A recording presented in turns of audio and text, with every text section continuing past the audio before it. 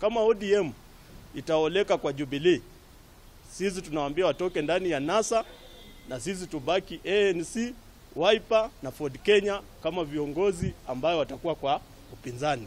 Kwa hivyo tunaeleza wengizetu katika ODM kama wataki kutuhusisha sisi, watoke kwa NASA, kwa sababu NASA ni ya vyama 4 na ODM ni chama moja.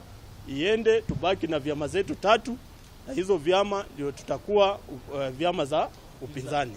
The only issue that we demand is respect to the other principles. The other principles are equal to the other 2 principles. Respect to the political parties. Respect to the members of parliament. We are elected, we are nominated to represent the people. Therefore, we need a proper, and when we say proper, it's a proper structure. In case ODM is swallowed by Jubilee, or in case ODM gets married to Jubilee, we divorce them. We remain with our NASA. Perfect. Whatever document was signed between President Uhuru and the Honorable Raila Odinga is a document which I'm sure most of you have seen.